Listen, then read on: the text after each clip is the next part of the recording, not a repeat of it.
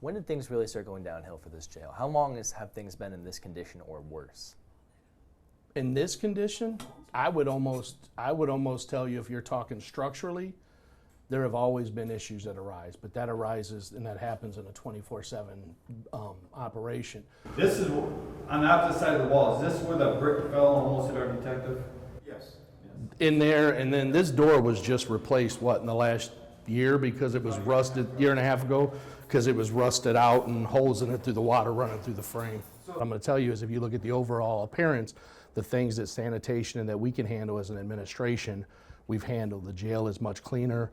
The incidents of grievances are down from, for our sanitary practices and how we clean it. So on the surface, the things that we can control, we've controlled well. As far as structurally, we're always fighting, some kind of a battle. Seeing these cracks running along, and they're everywhere in the foundation, the basement, sub-basement. Yeah. As you can see, if you come along here, this crack here on this side, I mean, that chunk is going to come loose. What is causing all these foundation issues? It's a leaking issue. The building it's leaking, and I don't know what it would cost to fix it. I have shut down, as a corrections administrator and as a captain, we have had to shut down units because of ice on walls, ice on windows. So if you look, I'm going to take you down to the sub-basement. The sub-basement, you'll see this runs along this whole wall where structure is starting to crack and fall. They've tried to seal it, they've tried to do other things. It just consistently finds a way to leak. And where you start running into problems is it starts to compromise security a little bit, because some of these gates are starting to fry out. The air handlers aren't working. It's not hot enough. Windows are freezing over. And what does that do? That shifts a burden of supervision on our officers, who are already stressed out. Everything we do is driven by state standards, national standards. We have a standard to do laundry for those housed here. Where we run into problems is we're not built. We can't retrofit washers and dryers in this area. So when you go into the laundry area, we start to outsource stuff because of the number of inmates that we have. We cannot meet the state standards, the twice weekly laundry exchange, the personal laundry exchange. Their ceilings are cracking similar to this, and they're working in that environment every day. That's where it becomes a concern. So I'll show you guys that.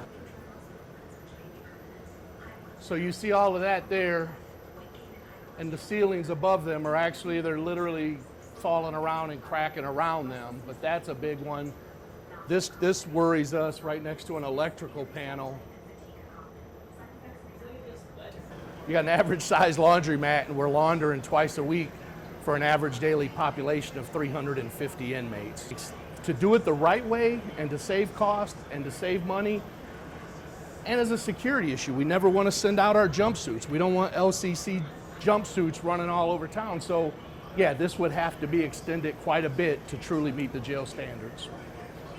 They've tried duct tape up there? That is. Yeah, that is. Oh, God. Some kind of, you know what I mean? Yeah. That's going right into the laundry. You'll start trying to see them seal stuff, and everybody that knows water, it's going to stop there. What's it going to do? It's going to find another way down. The pictures, when I start seeing structural issues and cinder blocks and cracks, I'm not a structural engineer, but I can't imagine what the cost would be.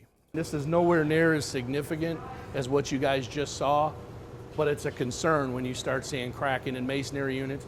And this is running, this could be settling, this could be shifting, I don't know. But the point is that's what starts to generate is smaller conversations like this.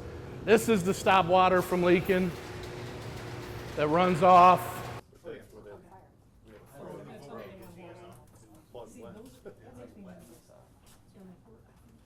For years, I've been asking for some kind of an area to work out in. He said, well, first thing I said was pay, and the sheriff said, give me time to work on that. What can I do to make an impact now? I said, some kind of a fitness area. And the sheriff, within a month, green-lit it and said, do what you got to do to make this better for our officers in this building. So when did you guys put this gym in?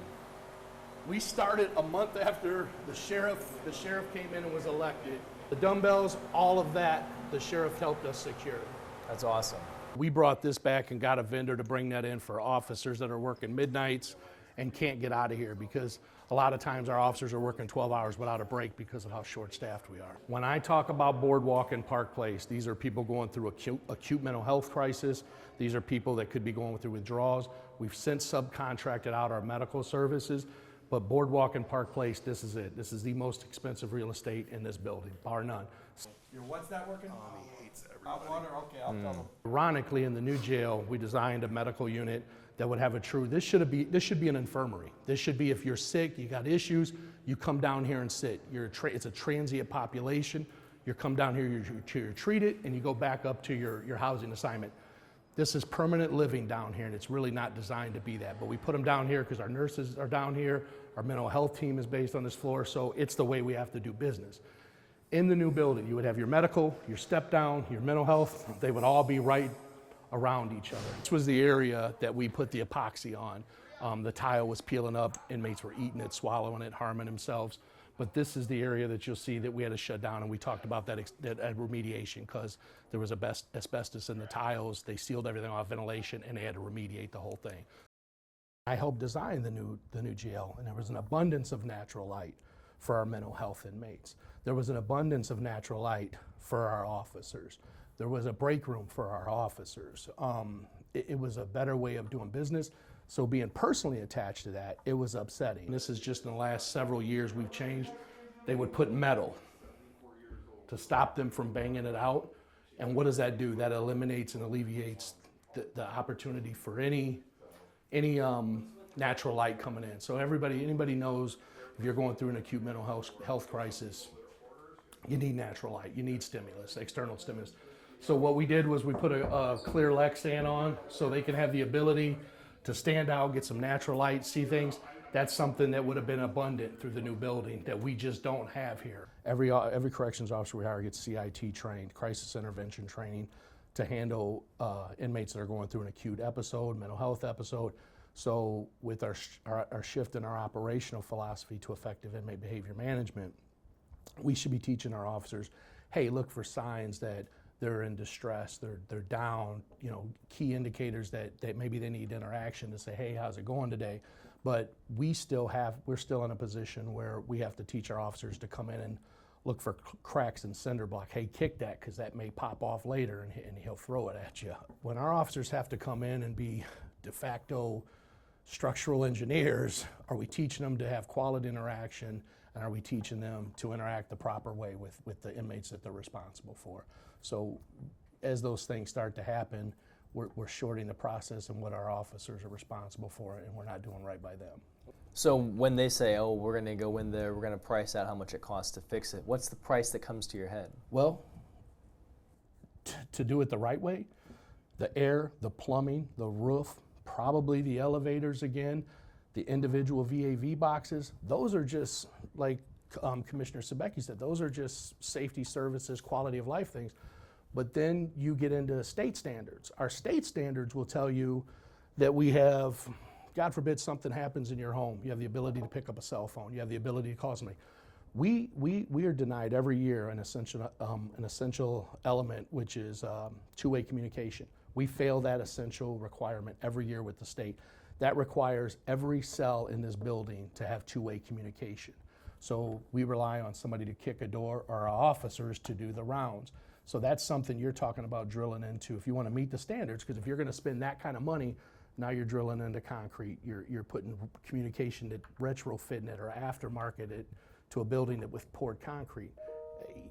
I'm guessing to do it the right way, you're well over $125 to $150 million to do it the right way. So when we open our gates,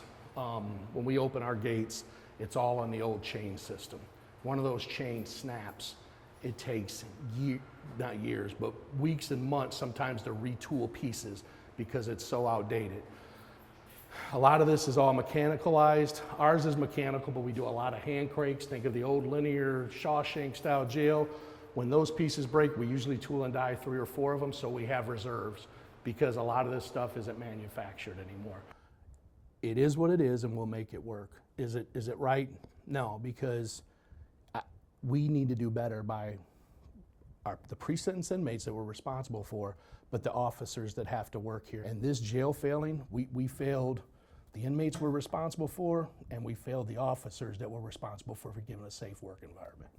I promise you this, whatever is decided, we'll make this building better, whatever it takes, and it's not because of me, it's because our officers will answer the call every time.